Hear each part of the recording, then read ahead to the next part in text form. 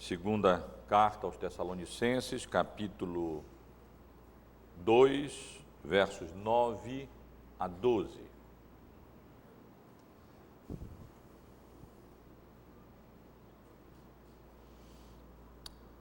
Diz assim, meus irmãos e irmãs, essa porção da palavra de Deus.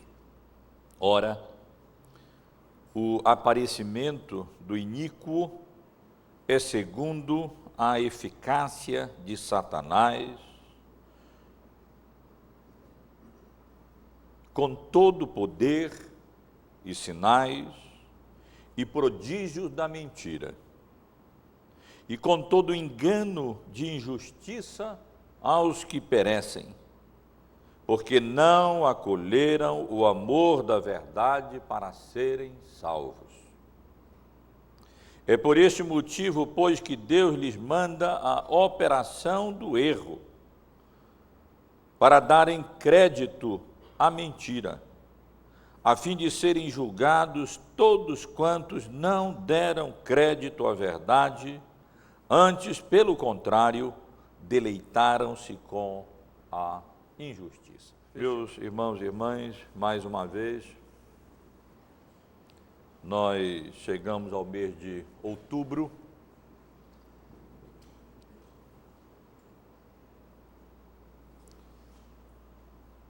mês em que normalmente as igrejas reformadas ou de tradição reformada comemoram o dia da Reforma, o dia em que Lutero afixou nas portas da igreja de Wittenberg as suas teses que acabaram resultando na grande reforma religiosa levada a efeito pelo Espírito Santo, pela pregação da palavra no século XVI. Daqui a 10 anos, exatamente, em outubro de 2017, nós estaremos nós, aqueles que Deus mantiver com vida, nos conceder mais 10 anos de vida, comemorando os 500 anos da reforma. Foi no dia, eu não sou bom de data não, eu só sei porque eu hoje conferi a data, senão eu não lembraria.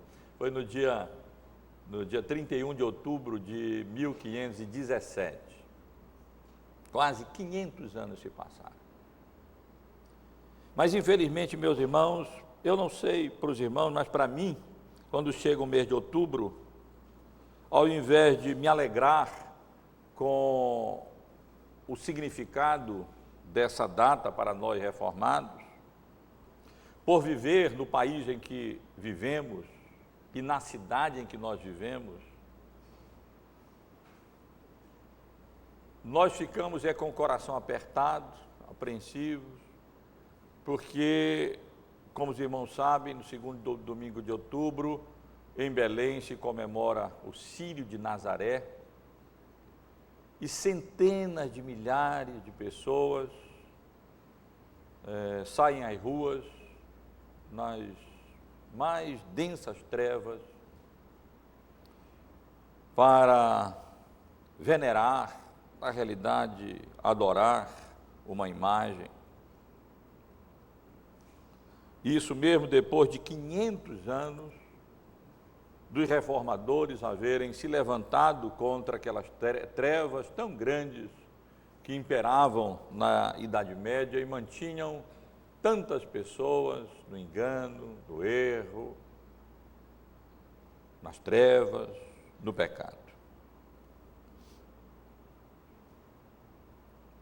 Depois de 500 anos quase, multidões continuam no erro, continuam nas trevas, continuam na idolatria. E talvez alguém se pergunte, qual a razão disso tudo? Por que, depois de 500 anos da reforma, depois de quase 500 anos em que Deus, de maneira tão graciosa, revelou ou despertou tantos homens, tantas pessoas, para retornarem às Escrituras, retornarem à palavra, redescobrirem aquelas doutrinas bíblicas que haviam sido sufocadas debaixo de entulhos de séculos, de tradições eclesiásticas, distantes da vontade de Deus e da palavra de Deus. Por quê? Talvez uma outra pergunta mais pertinente fosse: qual a relação, será que há alguma conexão entre o que acontece em Belém no mês de outubro, particularmente no segundo domingo, com a passagem que nós temos diante de nós?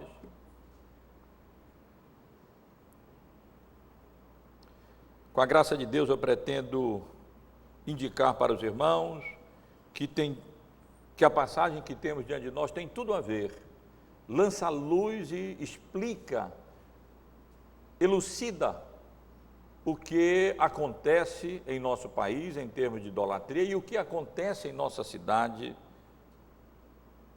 nesse mês de outubro. Os irmãos sabem que estamos estudando essa segunda carta aos Tessalonicenses e têm acompanhado essa exposição e sabem que tanto o capítulo 1 como o capítulo 2 da carta aos Tessalonicenses aborda a questão geral da vinda do nosso Senhor Jesus Cristo em glória. Não apenas a segunda carta aos Tessalonicenses, mas na realidade também a primeira carta aos Tessalonicenses tem na segunda vinda de Cristo o grande tema, o grande assunto tratado nessas cartas. Nos 2 domingos anteriores estivemos estudando a primeira parte desse capítulo 2 e estivemos aqui considerando essa questão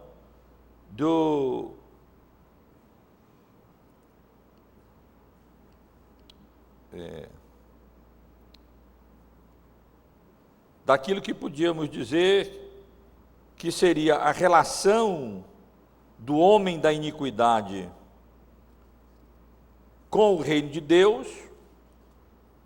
É isso que os 3 primeiros versículos do capítulo 2 trata, e a relação do homem da iniquidade com o reino das trevas, que é o que trata parte do versículo 3 até o versículo 8, que nós estivemos considerando no domingo passado e que o presbítero Célio leu, passagem que o presbítero Célio leu há pouco.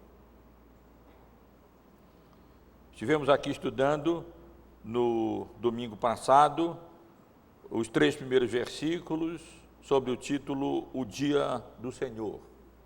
E vimos como havia um problema na igreja de Tessalônica com relação ao Dia do Senhor. Havia quem ensinasse, de alguma maneira, reivindicando a autoridade do apóstolo Paulo, que o dia do Senhor já havia chegado, ou estava às portas, que ele era iminente. E vimos como o apóstolo Paulo escreveu para corrigir aquele equívoco, corrigir aquele erro, exortando os membros da igreja de Tessalônica a não se deixarem demover com facilidade da sua mente, não se deixassem conturbar por essas ideias que não representavam de fato o ensino sadio, verdadeiro. E vimos como o apóstolo Paulo instruiu a igreja e orientou a igreja, dizendo que era impossível que o Senhor Jesus estivesse retornando em glória naquele momento, porque a sua vinda em glória teria que ser precedida por 2 grandes eventos, 2 grandes acontecimentos escatológicos: a grande apostasia e a manifestação do homem da iniquidade, do homem do pecado, do filho da destruição. Já no domingo passado, Estivemos aqui considerando os versículos, parte do versículo 3 até o versículo 8, sobre o tema o homem da iniquidade. Porque nesses versos o apóstolo Paulo esclarece a igreja acerca da atividade ou das atividades do homem da iniquidade, da sua retenção, isto é, aquilo que o retinha e que impedia que ele fosse manifestado antes do tempo, e da sua revelação e da sua destruição, quando da vinda do Senhor Jesus em glória, ele será morto pelo sopro da sua boca e destruído pela manifestação da sua vinda. Já a passagem que temos diante de nós, meus irmãos, continua a abordar esse assunto. Na verdade, ela conclui aquilo que o apóstolo Paulo vem considerando desde o versículo 1.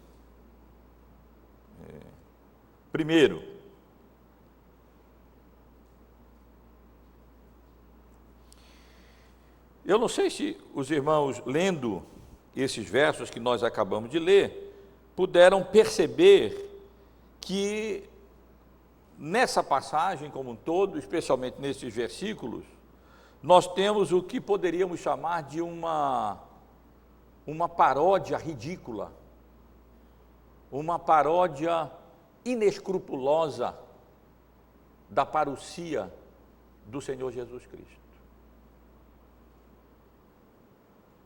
Eu chamo a atenção dos irmãos, peço que os irmãos, por favor, mantenham a Bíblia aberta na passagem que nós lemos, e, por favor, observem a semelhança, entre aspas, as várias semelhanças, entre aspas, que nós encontramos nessa passagem, no que diz respeito à vinda de Cristo e à vinda do Filho da iniquidade. Por favor, irmãos, observem que no capítulo 2, desde o versículo 1 até o versículo 8, por um lado, nós vemos, a passagem bíblica trata da parousia do Senhor Jesus Cristo, da vinda do Senhor Jesus. Eu expliquei para os irmãos que o termo parousia era utilizado quando grandes autoridades, reis, faziam algumas visitas e então chegavam e se manifestavam com toda pompa. E nós vemos nessa passagem referência à parousia do Senhor Jesus Cristo, como vemos também referências a isso no primeiro capítulo e na primeira carta aos Tessalonicenses. Chegará o dia em que o Senhor Jesus virá como um soberano, como um rei, como um Senhor, como o Rei dos Reis. Ele aparecerá, ele surgirá, ele virá na sua glória. E, meus irmãos, é interessante, não há como nós deixarmos de perceber isso, que no versículo 9, a mesma palavra no original é utilizada, parousia, não com referência ao Filho de Deus, a Cristo, mas vejam só, com relação ao iníquo, com relação ao homem da iniquidade. Quando nós lemos aqui, ora, o aparecimento do iníquo é segundo a eficácia de Satanás, a palavra utilizada no grego é exatamente a palavra que vinha sendo utilizada com referência à vinda do Senhor Jesus, parousia. Assim como haverá uma parousia de Cristo, haverá também uma parousia do homem da iniquidade. Assim como o Senhor Jesus virá como majestosamente na sua glória, assim também o homem da iniquidade virá majestosamente na sua glória. se é que nós podemos chamar assim. Mas a semelhança continua, entre aspas, meus irmãos, e se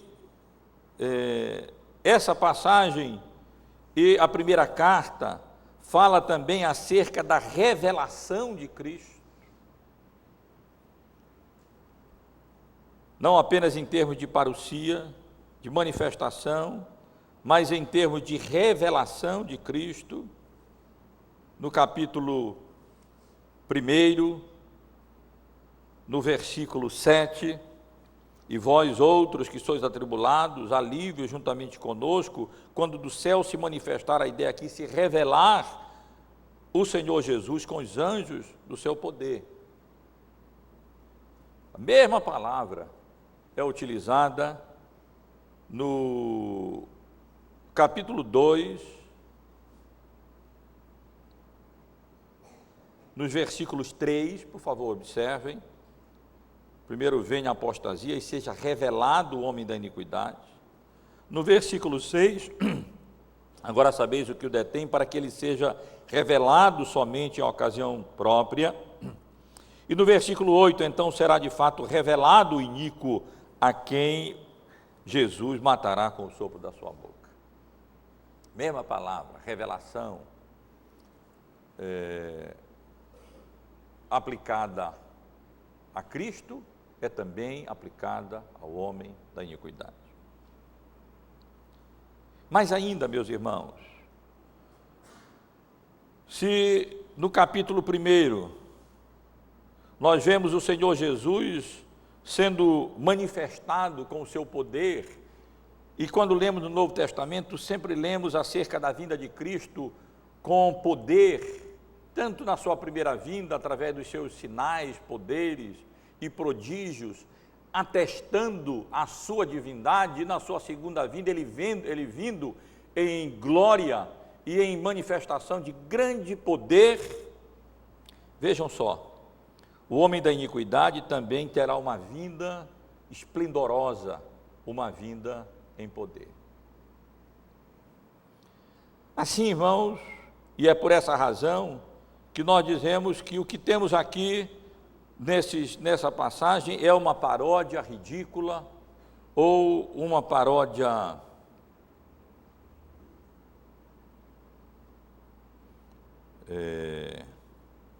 audaciosa, melhor dizendo, uma paródia inescrupulosa do diabo, imitando de forma ridícula a vinda do nosso Salvador em glória por ocasião da sua parousia, da sua manifestação. Essas três características da vinda do Senhor Jesus, uma vinda pessoal, uma parousia, uma vinda pública, uma revelação, e uma vinda gloriosa, majestosa, com poder, será imitada por Satanás quando da manifestação do homem da iniquidade. Também chama a atenção dos irmãos, antes de entrarmos mais no texto, para os dois personagens, os dois protagonistas principais dos versículos que nós lemos, versículo 9 e versículo 12.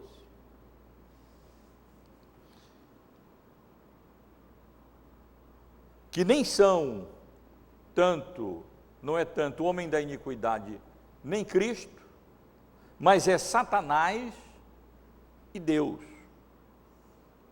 No versículo 9 nós lemos, ora, o aparecimento do iníquo é segundo a eficácia de Satanás.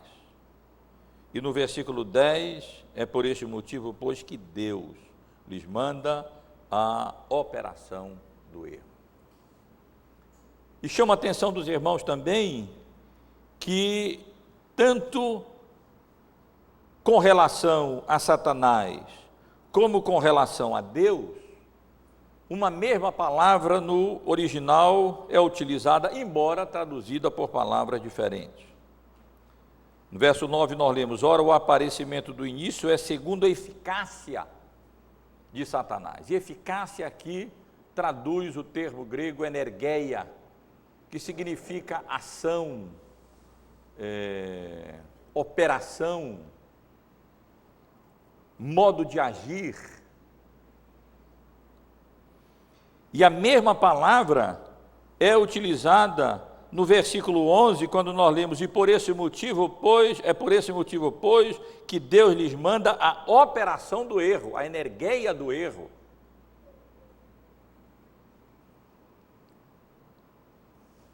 A ação do erro, a operação do erro. Vamos, irmãos, considerar esses versículos que nós lemos sobre o tema a parousia do homem da iniquidade, porque é exatamente isso que esse texto, acerca disso que esse texto trata. Mas, mais do que isso, vamos considerar esses versículos, irmãos e irmãs, sobre o tema, ou sobre o subtema, os bastidores da grande apostasia. Porque, para mim, a grande importância desse texto é que ele nos apresenta não a história em si, não os eventos em si que acontecerão naquela grande apostasia, naquela parousia do homem da iniquidade, mas esse texto nos leva para trás dos panos do teatro, ele nos leva para os bastidores da história, e nos faz compreender, e lança luz e nos faz compreender o que é que está por trás.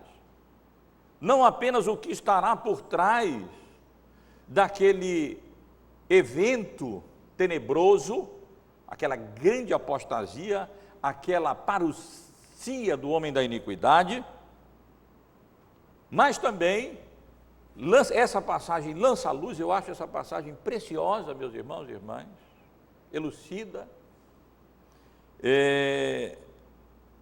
o que acontece na história, o que é que ocorre.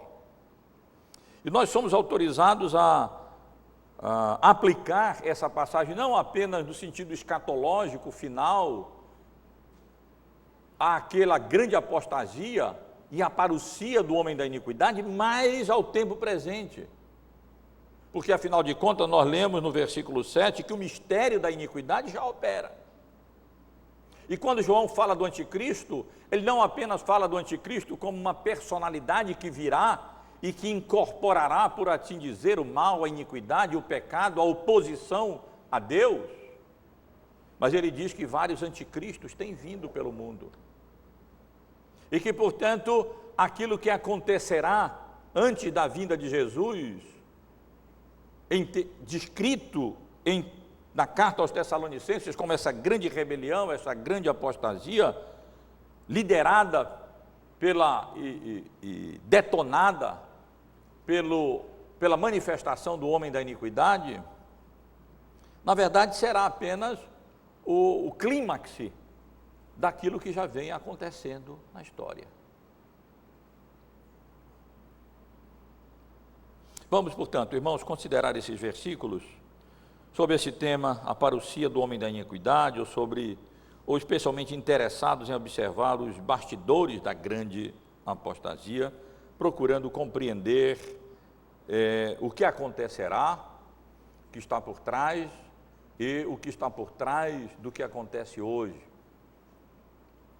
E eu chamo a atenção, em primeiro lugar, para o padrão, para o modelo, para a estratégia, para aquilo que nós poderíamos chamar de modus operandi do homem da iniquidade.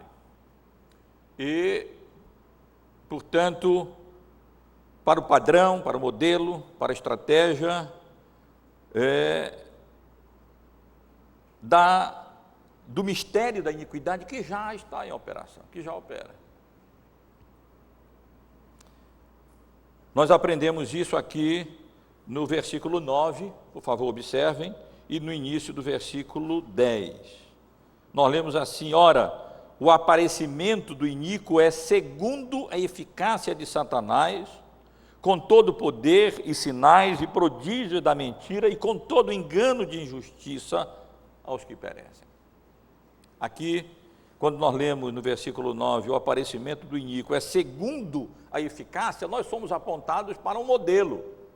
O aparecimento do iníquo, a parousia do homem da iniquidade, mas também o mistério da iniquidade que já opera, ele segue um modelo, ele é segundo, ele é conforme, ele tem um padrão, isto é, ele segue uma determinada maneira de agir, ele segue uma estratégia, ele está de acordo com o modus operandi.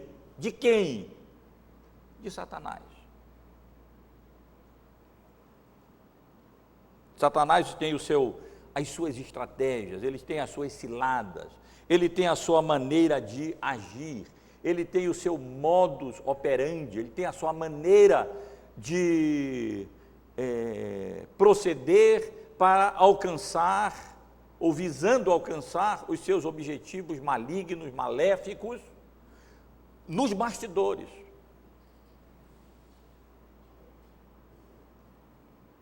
O texto chama atenção para essa operação de Satanás, aqui traduzido como eficácia de Satanás, que, como eu já indiquei, traduz o termo grego energeia, essa ação, essa operação, essa maneira de agir, esse modus operandi do maligno.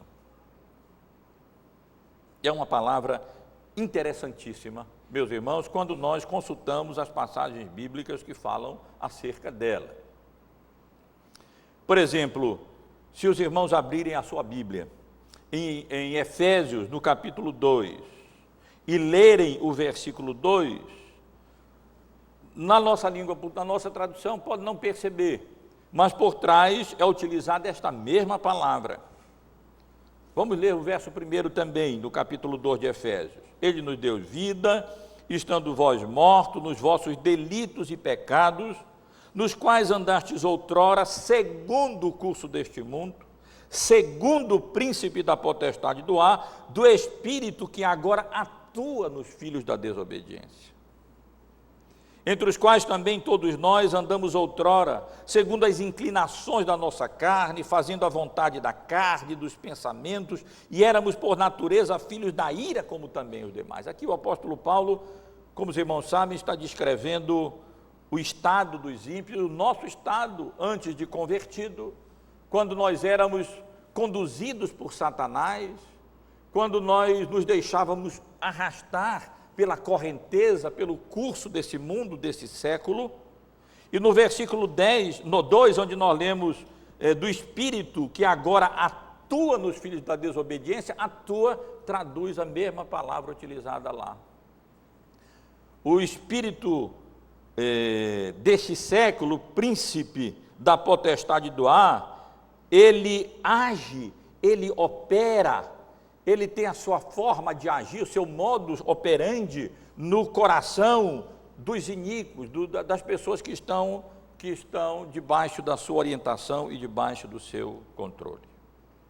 E à luz desse texto, nós vemos que ele faz isso, nos induzindo a andar segundo as nossas inclinações da carne, a fazer a vontade da carne e dos nossos pensamentos, nos deixando arrastar com a multidão, nos deixando levar pela correnteza dessa vida.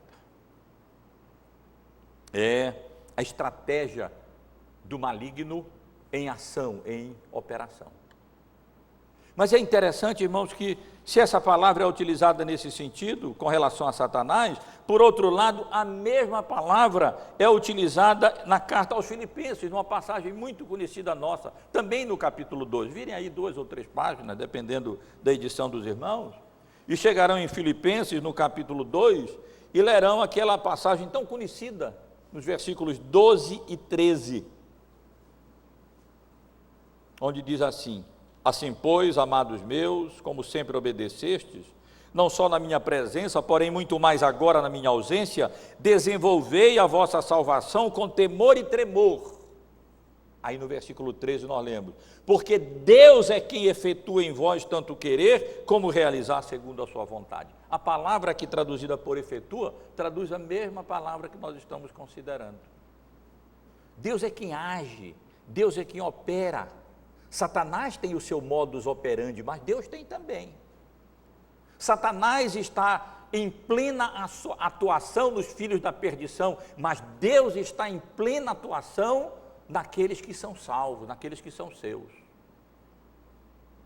Satanás está agindo, vamos dizer, apenas transliterando a palavra, energizando os filhos da perdição, mas Deus está energizando os filhos da salvação. É perigoso usar a palavra assim, os irmãos podem, alguém pode pensar que eu estou utilizando no sentido místico, sei lá, esotérico, mas não é, no sentido de que Deus está agindo também na história. Quando chegar aquele momento tenebroso, que o homem da iniquidade se manifestar e houver aquela enorme apostasia, e a igreja estiver sendo perseguida, e multidões de crentes nominais estiverem apostatando da fé, ninguém pense que Deus estará fora do controle, porque Ele não estará fora do controle. Ele estará agindo. E quando multidões e centenas de milhares de pessoas, de maneira sem nenhum entendimento, seguem uma imagem, como acontece em Belém em outubro, não pensem que Deus está fora do controle, que Ele não está agindo. Ele está no controle, Ele está agindo, como esse texto vai nos demonstrar.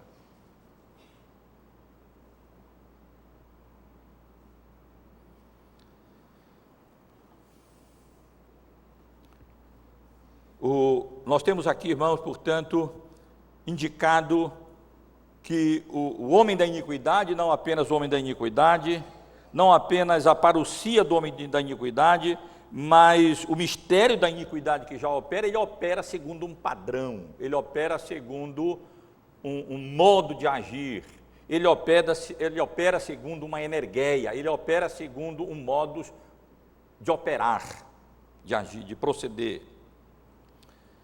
E essa informação geral é explicada logo a seguir, quando nós lemos que o homem da iniquidade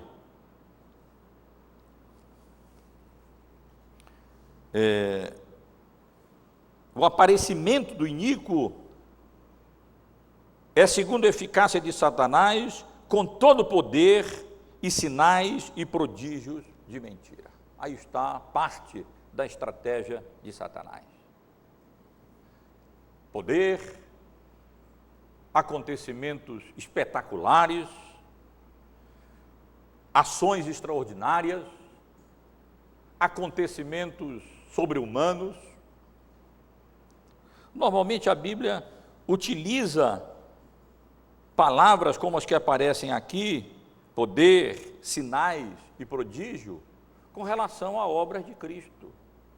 Essas manifestações de milagres de Cristo, de poderes do Senhor Jesus, de sinais apontando para a sua divindade como Filho de Deus, eles eram exatamente isso, eles apontavam para Cristo, eles autenticavam Cristo e a sua divindade, autenticavam também a autoridade apostólica. Mas, meus irmãos, essas palavras são aplicadas aqui, como já indiquei há pouco, também com relação ao iníquo. Satanás, ele é não apenas o pai da mentira, mas ele é o mestre dos disfarces.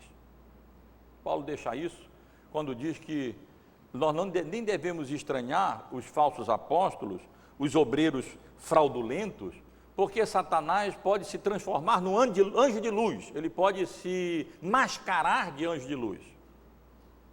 Ele é o mestre dos disfarces. E é exatamente essa a parte da sua estratégia. Ele imita, tem poder para isso, ele imita os poderes, os sinais, os prodígios de Cristo, com a intenção de se insinuar como sendo autenticado com poderes divinos através da realização desses sinais, desses milagres, desses prodígios. E é interessante, meus irmãos, nesse contexto nós lermos o que encontramos em Mateus, no capítulo 7, no versículo 22, quando o próprio Senhor Jesus nos diz a respeito daqueles últimos dias: muitos naquele dia hão de dizer: Senhor, Senhor, porventura não temos nós profetizado em Teu nome, e em Teu nome não expelimos demônios, e em Teu nome não fizemos muitos milagres? Então lhes direi explicitamente: nunca vos conheci, apartai-vos de mim os que praticais a iniquidade. O homem da iniquidade, o iníquo, os que praticais a iniquidade. Essa é parte da estratégia de Satanás. Satanás tem agido assim em várias religiões. Quando nós lemos aqui sobre poderes, prodígios e sinais de mentira, isso não significa que sejam poderes e sinais falsos, no sentido em que são truques. Às vezes ele utiliza truques, mas a Bíblia ensina que Satanás tem poder para a realização de coisas sobrenaturais, sobre-humanas, que nós humanos não podemos fazer. Satanás tem poder para a realização desses sinais, desses prodígios, dessas manifestações de poder sobrenatural. E essa é uma das estratégias, essa é uma das maneiras que Satanás, através das quais Satanás, em várias religiões, em várias seitas, e tem se utilizado, tem feito uso para iludir as pessoas, e por isso aqui nós temos o uso de mentira, que se refere não apenas à última palavra, no original, prodígio, mas que se refere a todas as palavras, com poder e sinais e prodígios de mentira. Tudo isso tem como fonte a mentira, tem como fonte, como origem, o engano, o erro, a natureza enganosa de Satanás, que é o pai da mentira e o mestre dos disfarces. Mas a estratégia de Satanás é revelada também não apenas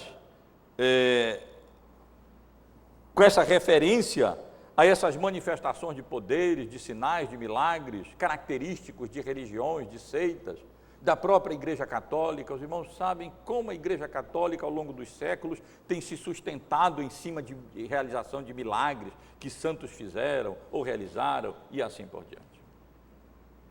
Mas também pela expressão que lemos a seguir: com todo engano de injustiça. Uma palavra de explicação para o termo traduzido aqui como injustiça.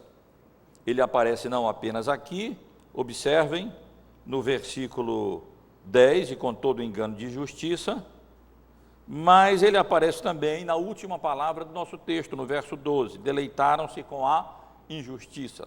Não sejam levados a entender injustiça aqui como talvez nós sejamos levados a pensar assim à primeira vista. Alguém comete uma injustiça contra outro. Não. O termo aqui traduzido como injustiça, na Bíblia dá essa ideia de iniquidade, de conduta indigna, iníqua, de pecado. Certamente poderíamos traduzir aqui o versículo 10, com todo engano de pecado, de atitude pecaminosa. Satanás faz isso. E aqui chama atenção mais para o caráter dessa atitude, para o efeito dessa atitude de Satanás, que é a atitude de enganar. Ele é um enganador, ele quer iludir, ele quer enganar. Ele realiza portentos, ele realiza milagres através de pessoas, e o propósito dele é exatamente enganar, fazer de conta que as pessoas estão adorando a Deus, e que esses milagres, esses sinais, esses portentos vêm de Deus, quando na realidade eles têm outra origem, eles têm outra fonte, e eles têm outro propósito, outra motivação, que é iludir, que é enganar as pessoas. Não deixem de ter em mente o que lemos em Mateus no capítulo 7. Senhor, Senhor, em Teu nome nós não realizamos portentos. Em outras palavras, é o que o texto diz: em teu nome nós não realizamos poderes, não realizamos milagres, não realizamos sinais, e o Senhor Jesus dirá: apartai-vos de mim, não vos conheço, vós os que praticais a iniquidade.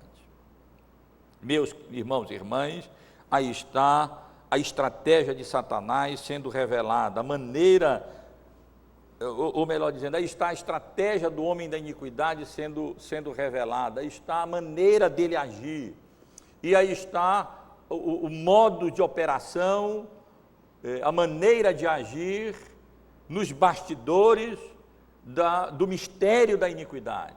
Por trás disso tudo, por trás do homem da iniquidade e por trás do Sírio, e por trás desses acontecimentos está esse modus operandi do maligno, do diabo, de Satanás. Está a sua capacidade de enganar, de iludir, utilizando seus poderes e conferindo seus poderes a outros, para que ele realize portentos e milagres, e ao invés de chamarem atenção para Cristo e para Deus, chamarem atenção para si mesmo e desviarem essas pessoas do Evangelho e da verdade, para que elas não sejam salvas. Mas, irmão, vamos avançar, e o nosso texto continua, e ele deixa claro não apenas o padrão, o modelo, a estratégia ou o modus operandi da parousia do homem da iniquidade, mas também ele fala sobre o alcance do homem da iniquidade, da sua atuação, da sua operação. Porque no versículo 10 nós lemos: e com todo engano e injustiça aos que perecem.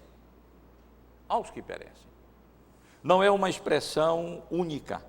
Nós encontramos essa expressão várias vezes sendo utilizada pelo apóstolo Paulo. E é muito interessante e lança muita luz, irmãos, nós vemos como e em que contexto o apóstolo Paulo utiliza essa expressão que nós encontramos aqui: aos que perecem. Por exemplo, abra sua Bíblia na primeira carta aos Coríntios, no capítulo 1, no versículo 18. Nesse verso você lerá assim: certamente a palavra da cruz é loucura para os que se perdem. É a mesma expressão, para os que perecem. Mas para nós que somos salvos é o poder de Deus. E aqui nós aprendemos, primeiro, esse contraste. Perecem faz contraste com os que são salvos. E a ideia associada àqueles que perecem é que para eles o Evangelho, a palavra da cruz, a pregação da obra redentora de Cristo através da sua morte na cruz do Calvário, para aqueles que perecem é loucura, não faz sentido. Na segunda carta aos Coríntios, no capítulo 2, os irmãos podem, por favor, verificar, no versículo 15, o apóstolo Paulo utiliza a mesma expressão. Quando ele diz assim, eu vou ler também o verso 14 do capítulo 2, graças, porém, a Deus que em Cristo sempre nos conduz em triunfo, e por meio de nós manifesta em todo lugar a fragrância do seu conhecimento, porque nós somos para com Deus o bom perfume de Cristo, tanto nos que são salvos como nos que se perdem. Vem a expressão de novo, os que se perdem. Novamente em contraste com os que são salvos. E ele continua e elucida, explicando, para com este cheiro de morte para a morte, para com aqueles aroma de vida para a vida. Nós que pregamos o Evangelho, somos o bom perfume de Cristo. Somos cheiro de vida para os que são salvos, aroma de vida para os que são salvos. Mas para os que se perdem, nós somos cheiro de morte, para a morte. Ao invés de a pregação redundar em vida para eles, redunda em morte. Porque eles não amam a verdade, não se submetem à verdade e rejeitam a verdade. Se ainda não estiver claro, pode ficar mais claro, ainda aqui no capítulo 2, ainda aqui na segunda carta, no capítulo 4, no versículo 3. onde o apóstolo Paulo usa pela terceira vez a mesma expressão, dizendo: mas se o nosso evangelho ainda está encoberto, é para os que se perdem que está encoberto. Me permitam ler um pouco antes, para que os irmãos compreendam melhor. Desde o verso 1: pelo que, tendo este ministério, segundo a misericórdia que nos foi feita, não desfalecemos, pelo contrário, rejeitando as coisas que por vergonhosas se ocultam, não adulterando com astúcia, não andando com astúcia, nem adulterando a palavra de Deus, antes nos recomendamos à consciência de todo homem, na presença de Deus, pela manifestação da verdade. Mas se o nosso evangelho ainda está encoberto, é para os que se perdem que está encoberto, nos quais o Deus deste século cegou o entendimento dos incrédulos, para que lhes não resplandeça a luz do evangelho da glória de Cristo, o qual é a imagem de Deus. Meus irmãos, o alcance da parousia do homem da iniquidade, a eficácia da estratégia de Satanás, do homem da iniquidade, do mistério da iniquidade que opera, de respeito não aos salvos, de respeito não àqueles que são alcançados pela graça e pela misericórdia de Deus e respondem positivamente ao evangelho e à verdade, mas de respeito àqueles que se perdem, aqueles para quem o evangelho é loucura, aqueles para quem a pregação do evangelho é cheira de morte para a morte, aqueles para quem o evangelho está encoberto, porque o Deus deste século cegou o entendimento deles, de modo que lhe não resplandece o evangelho e a verdade para a glória de Deus aos seus olhos. Isso não significa que o homem da iniquidade, Satanás, que está por trás, na sua estratégia, na sua operação, não tenha como alvo e não vise alcançar os eleitos de Deus. Em Marcos, no capítulo 13, quando o Senhor Jesus fala exatamente nesse contexto, dizendo: então, se alguém vos disser, eis aqui o Cristo, ou ei-lo ali, não acrediteis, pois surgirão falsos cristos e falsos profetas, operando sinais e prodígios, para enganar, se possível, os próprios eleitos. Estai vós de sobreaviso, tudo vos tenho predito.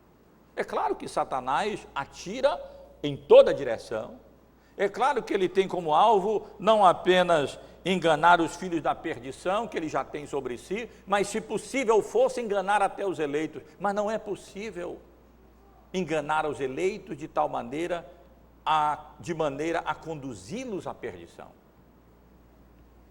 Deus nos guarda. Contra Israel não vale encantamento, contra os filhos de Deus não vale adivinhação. Deus nos livra, Deus nos guarda, e Ele não permitirá que nós sejamos tentados além das nossas forças. Pelo contrário, juntamente com as tentações de Satanás, Deus nos provê livramento, meios de graça, de sorte que nós possamos suportar. Portanto, meus irmãos, o alcance, isto é, a efetividade da estratégia do maligno na parousia do homem da iniquidade e no mistério da iniquidade que está em operação, não diz respeito ao povo de Deus, aos salvos, mas diz respeito àqueles que se perdem, àqueles que desperdiçam a sua vida, àqueles que não alcançam o alvo para o qual eles foram criados, que é honrar a Deus e glorificar a Deus. Mas vamos avançar um pouco mais, meus irmãos, e considerar não apenas, como já fizemos, o padrão ou o modus operandi dos bastidores da grande apostasia e o alcance dessa ação demoníaca através do homem da iniquidade naquele futuro escatológico que precederá a vinda de Cristo, mas também no tempo presente, pois o mistério da iniquidade já opera. Mas vejam como nós encontramos nessa passagem também revelada a razão, porque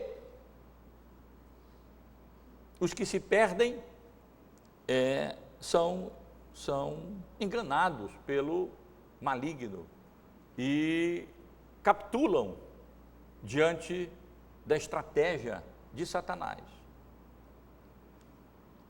Lemos na segunda parte do versículo 10: com todo o engano de justiça aos que perecem, porque, aí vem a razão, não acolheram o amor da verdade para serem salvos. Lemos ainda no versículo 12: a fim de serem julgados todos quantos não deram crédito à verdade, antes, pelo contrário, deleitaram-se com a injustiça. Por quê, meus irmãos? Que haverá uma grande apostasia. Quando eu digo apostasia, já, por favor, não entendam que eu esteja sugerindo que crentes verdadeiros, filhos de Deus verdadeiros, eleitos de Deus, de alguma maneira, apostarão definitivamente da fé. Não. Estou me referindo como grande apostasia com relação àqueles que, professando a fé, mas não sendo realmente dos nossos, se deixarão enganar, iludir e seduzir pelas estratégias de Satanás, agindo com poder e majestade nessa paródia da parousia de Cristo, que será a vinda, a manifestação e a revelação do homem da iniquidade, com poderes que emulam os poderes de Cristo. Por quê, meus irmãos? E por que esse mistério da iniquidade operando, tantas pessoas são enganadas? Por que centenas e milhares de pessoas, eu repito, correm atrás de uma corda, veneram santos, adoram imagens, como acontece no nosso país? Parece tão evidente, tão óbvio, como lemos há pouco numa reunião nossa de quarta-feira, quando estamos lendo Jeremias, acerca dos ídolos, como eles são ridículos. Eles são feitos por mãos humanas. Alguém pega um pedaço de madeira, entalha, reveste de ouro ou de prata, coloca uma roupa de púrpura azul, não movem, não andam, são obra ridícula de Jeremias. Eles não podem fazer nada, nem a favor nem contra. E, no entanto, por que milhares e milhões de pessoas pelo mundo afora se deixam seduzir pelos ídolos, enganar e adoram a ídolos, ao invés de adorarem o Criador, o qual é bendito eternamente, como diz Paulo, todo-poderoso, soberano, gracioso, bondoso, misericordioso? A razão é indicada aqui, porque eles não acolheram o amor da verdade para serem salvos. Porque eles não amaram a verdade. Porque eles não tomaram para si a verdade do Evangelho. Porque Deus se revela do céu pela criação, seu poder, sua divindade, sua glória, mas eles não dão graças a Deus. Porque o Evangelho é pregado, o meio de salvação de Deus é apresentado, o modus operandi de Deus que conduz pecadores à salvação é apresentado, mas as pessoas não aceitam. Elas não amam a verdade, elas amam a mentira. Elas não dão crédito à verdade, elas não acreditam na verdade.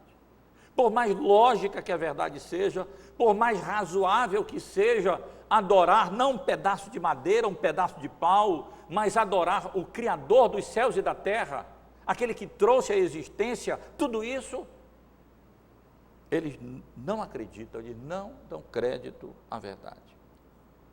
Mas mais do que isso, meus irmãos, a questão da rejeição da verdade, da perdição, que deixa as pessoas suscetíveis a essa estratégia maligna, ao engano de Satanás, não se explica apenas intelectualmente como uma rejeição da verdade. Não, tem outra coisa por trás. E os irmãos que estiveram acompanhando a reunião de sábado e lendo como estivemos lendo aqui o livro de MacArthur e outros sobre a teoria da evolução, sabem muito bem que por trás disso há um aspecto moral. As pessoas precisam se desvencilhar de Deus, porque Deus exige uma conduta. A iniquidade e a impiedade sempre vão andar juntas. Muitas pessoas têm que tirar Deus da história e lançá-lo fora, porque se Deus realmente existe, então haverá um juízo final, e Ele requer que nós nos comportemos de determinada maneira, e então a consciência acusará, estaremos debaixo da culpa e debaixo da condenação. Então é melhor tirar Deus da história, melhor compreender que esse mundo veio existir, não pela vontade e sabedoria do Criador dos céus e da terra, mas como produto da evolução cega, das forças cegas da natureza, da criação. Porque aí não tem moral. Aí nós podemos viver sem o temor de ter que prestar conta a um Deus que é santo e justo, e que não aceita o pecado e que abomina o pecado. Meus irmãos, é isso que está por trás aqui. Por favor, percebam que por trás do fato das pessoas não acolherem a verdade, por mais lógica e verdadeira que ela seja, de não darem crédito à verdade, por mais que ela seja tão razoável e tão irrazoável seja a idolatria, é porque por trás de tudo eles se deleitam na injustiça. E por favor, entenda a palavra injustiça. Injustiça aqui é iniquidade, é pecado. As pessoas amam o pecado. As pessoas estão atrás de uma corda e estão adorando ídolos, porque eles podem fazer isso e ao mesmo tempo encher a cara de bebida e adulterar e fazer o que bem entendem, que isso não vai acarretar nenhum problema para eles, na religião que eles professam. Enquanto que se eles derem crédito à verdade, se eles acolherem a verdade, então eles terão que odiar o pecado e amar a santidade, e isso eles não querem. Por isso Paulo diz que a luz afugenta as trevas, porque revela a pecaminosidade das trevas, e aqueles que não querem fugir das trevas e querem permanecer nas trevas, eles têm que rejeitar a luz.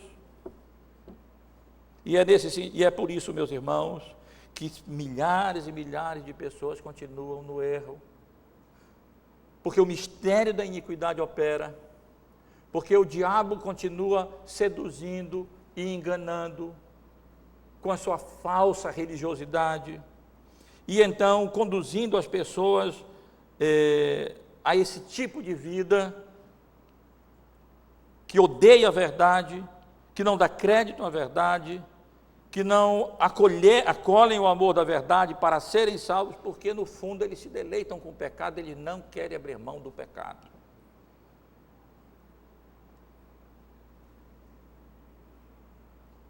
Mas, meus irmãos e irmãs, até aqui parece que Deus está fora, parece que Deus não está no controle, parece que nós estamos pregando deísmo e não teísmo, um Deus ausente que criou e se afastou, e o diabo está tomando conta, e ele governa e faz todas as coisas, como se os planos de Deus fossem frustrados. Nada disso. Por favor, observem o que lemos aqui nos versículos 11 e no versículo 12, especialmente sobre as consequências desse ato. Observem, por favor, que se por um lado o diabo está agindo, Deus está agindo também. E se por um lado a idolatria pode ser vista como engano, como pecado, por outro lado, a idolatria deve ser vista também como juízo de Deus, como manifestação do juízo de Deus.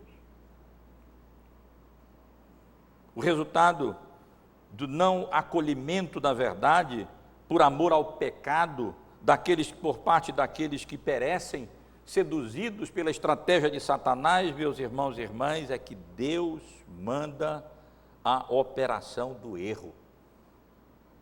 Não vamos nos desvencilhar com facilidade dessas palavras difíceis que nós encontramos aqui, não. É por isso é por este motivo, versículo 11, pois que Deus lhes manda a operação do erro para darem crédito à mentira. Eles não dão crédito à mentira apenas porque Satanás os seduz. Eles dão crédito à mentira porque Deus os entrega.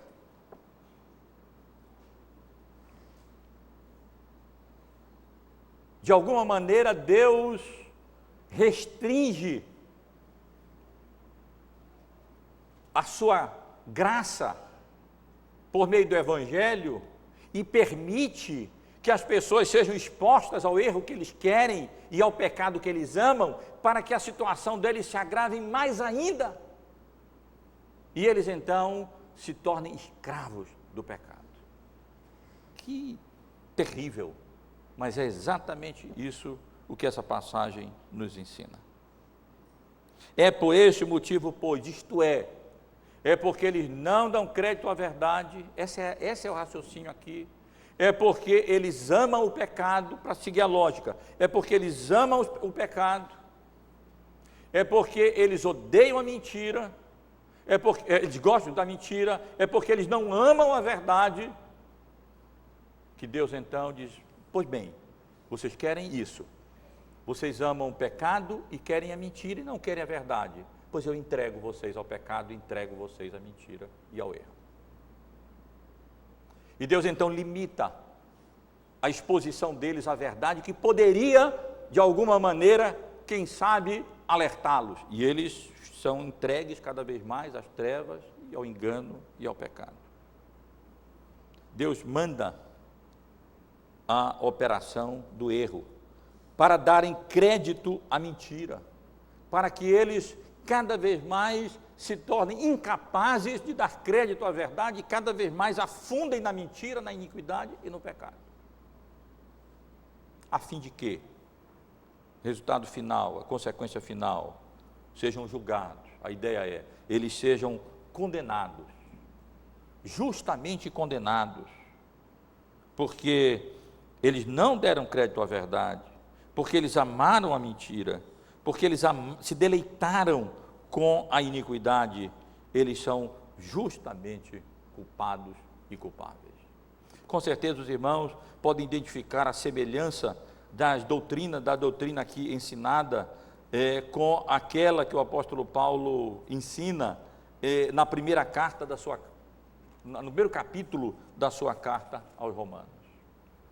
Certamente, provavelmente, os irmãos têm na memória o que o apóstolo Paulo escreveu aos Romanos, a partir do versículo 18 do capítulo 1, quando ele diz, a ira de Deus se revela dos céus contra toda impiedade e perversão dos homens que detêm a verdade, sufocam a verdade pela injustiça, pela iniquidade, pelo pecado. Pelo amor ao pecado, eles sufocam a verdade. Eles jogam fora a verdade. Porque o que Deus se pode conhecer é manifesto entre eles, porque Deus lhes manifestou. Porque os atributos invisíveis de Deus, assim o seu eterno poder, como também a sua própria divindade, claramente se reconhecem desde o princípio do mundo, sendo percebidos por meio das coisas que foram criadas. Tais homens são, por isso, indesculpáveis. Por quê? Porque, tendo conhecimento de Deus, não glorificaram como Deus, nem lhe deram graças, antes se tornaram nulos em seus próprios raciocínios, obscurecendo-lhes o coração insensatos, inculcando-se por sábios, tornaram-se loucos e mudaram a glória do Deus incorruptível em semelhança da imagem do homem incorruptível, bem como de aves, quadrúpedes e répteis. E sabe que os irmãos leem logo depois? Olha o versículo 4, por isso Deus os entregou. Deus os entregou a quê? A imundícia, pela concupiscência dos seus próprios corações, para desonrarem os seus corpos entre si, pois eles mudaram a verdade de Deus em mentira, adorando e servindo a criatura em lugar do Criador, o qual é bendito eternamente a Deus. Amém. E no verso 26, Deus repete, Paulo repete, por causa disso, Deus os entregou a paixões infames, porque até as mulheres mudaram o modo natural das suas relações íntimas por outro, contrário à natureza. Semelhantemente, os homens também deixaram o contato natural da mulher e se inflamaram no homossexualismo. Eles mudaram na sua sensualidade, cometendo torpeza, homens com homens e recebendo em si mesmos a merecida punição do seu erro. E vejam no verso 28 de novo: e por haverem desprezado o conhecimento de Deus, o próprio Deus os entregou a uma disposição mental reprovável para praticarem coisas inconvenientes, cheios de toda injustiça, malícia, avareza, maldade, possuídos de inveja, homicídio, contenda, dolo, malignidade, sendo difamadores, caluniadores, aborrecidos de Deus, insolentes, soberbos, presunçosos, inventores de males, desobedientes aos pais, insensatos, pérfidos, sem afeição natural e sem misericórdia. Ora, conhecendo eles a sentença de Deus, de que são passíveis de morte, os que tais coisas praticam, não somente as fazem, mas também aprovam aqueles que assim procedem. A Bíblia, a teologia reformada fala de uma ordo salute, de uma ordem da salvação. Podemos falar de uma ordem da perdição. E Paulo deixa claro, tanto aqui como em Tessalonicenses, a ordem da perdição. O homem ama a iniquidade, ele ama o pecado, por isso ele rejeita a verdade, ele não responde positivamente à pregação do Evangelho, não se arrepende dos seus pecados, porque ele quer continuar no pecado. E então ele se torna suscetível ao engano do maligno, ele cai na cilada de Satanás, o mistério da iniquidade opera no seu coração,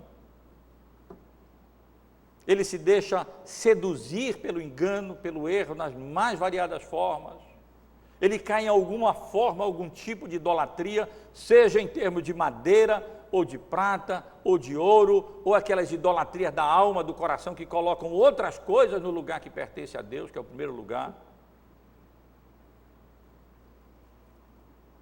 E então, Deus os entrega a uma disposição mental reprovável para praticarem toda sorte de coisas inconvenientes, a iniquidade, ao pecado, à idolatria, ao erro.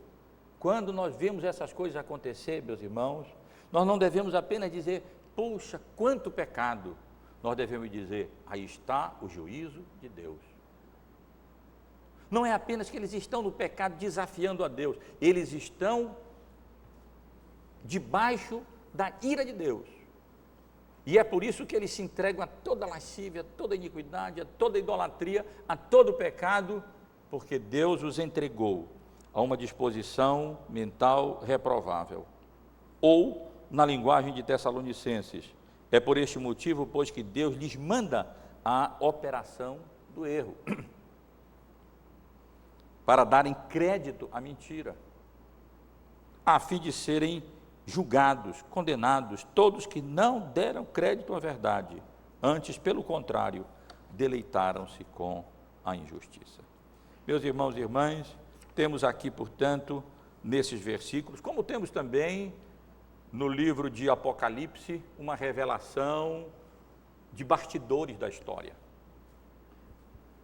O valor do livro de Apocalipse não é para mim nem tanto revelar o futuro, mas descortinar a história, explicar o que vai por trás dos bastidores da história. E não é diferente nessa outra passagem escatológica aqui. O mais importante não é tanto indicar o que vai, quando vai acontecer ou o que vai acontecer no futuro, mas descortina o véu da história e mostra o que está acontecendo hoje, isto é, revela os bastidores da grande apostasia futura, mas também os bastidores da apostasia no dia a dia, porque o mistério da iniquidade já opera. Vários anticristos têm saído pelo mundo afora. E aqui vimos, portanto, qual o modus operandi do homem da iniquidade, seu modelo, seu padrão, a ação diabólica, de mentirosa, sedutora, enganadora de Satanás, o seu alcance, os que perecem, a sua razão, eles não amam a verdade, porque eles amam o pecado, mas também o resultado, as consequências. Deus utiliza a própria pecaminosidade deles como juízo, como castigo, entregando-os de tal maneira ao pecado e limitando e restringindo de tal maneira os meios de graça que poderiam conduzi-los à verdade, que eles são entregues à mentira, para darem crédito à mentira, a fim de que sejam justamente condenados pela sua iniquidade e pelo seu pecado. Meus irmãos, apenas, bem rapidamente, apenas destacar lições importantes desse texto. Primeiro, cuidado com as ciladas de Satanás. Sua estratégia é conhecida, é a mentira, é o engano, é a iniquidade, é o pecado. Quantas vezes temos visto pessoas justificando teologicamente a sua iniquidade e o seu pecado? Essas coisas sempre andam juntas. Os que naufragam na conduta, naufragam na fé. Os que naufragam na ética, naufragam na doutrina. Satanás utiliza-se dessa sedução, desse amor que o homem caído tem pelo pecado, desse desejo que ele tem por pecado, dessa soberba dos olhos, dessa concupiscência dos olhos, dessa soberba da vida, para fazer com que eles amem o pecado e assim, por causa do amor que eles têm ao pecado, rejeitarem a verdade. Cuidado com as ciladas do maligno, que inclui a mentira, o engano e o pecado. Cuidado especialmente com o amor ao pecado, porque no fundo, o que está por trás é isso. O grande problema do homem, por que as pessoas intelectuais ou não intelectuais rejeitam a verdade cristalina no Evangelho? Não é por problema intelectual, é por problema moral. O que está por trás é a iniquidade e o pecado que eles não querem abandonar. E então explicam alguma razão ou argumentam intelectualmente, mas no fundo, o problema é que eles amam o pecado. Eles se deleitam no pecado e não querem abrir mão do pecado. Não resta outra alternativa senão rejeitar a verdade, porque luz e trevas não podem conviver. E finalmente, meus irmãos, que é o que eu quero mais destacar, o único remédio contra a estratégia de Satanás, o engano do pecado, é o amor à verdade. Esse texto deixa isso tão claro. Só há essa vacina, só existe esse remédio contra o amor ao pecado, contra o engano do erro, contra a estratégia de Satanás, é o amor à verdade. É reconhecer que é vontade de Deus, é verdade de Deus, que é a palavra de Deus, que nós devemos levar cativo o nosso pensamento à obediência de Cristo, sujeitar-nos inteiramente, integralmente à vontade de Deus revelada na sua palavra. Que Deus nos abençoe, que Deus abençoe os irmãos e irmãs e nos dê entendimento para quando vemos centenas de milhares de pessoas no engano, no erro, podermos vê-los não apenas como coitadinhos ou como pessoas que estão nas mãos do diabo, porque de fato estão, que é o Deus deste século, mas também entender que eles estão debaixo do juízo, debaixo da ira de Deus que os entrega à sua própria natureza corrompida e pecaminosa e os entrega para que eles deem crédito à mentira e passem a acreditar em tudo isso que aos nossos olhos não passa de coisa ridícula, como diz o profeta Jeremias.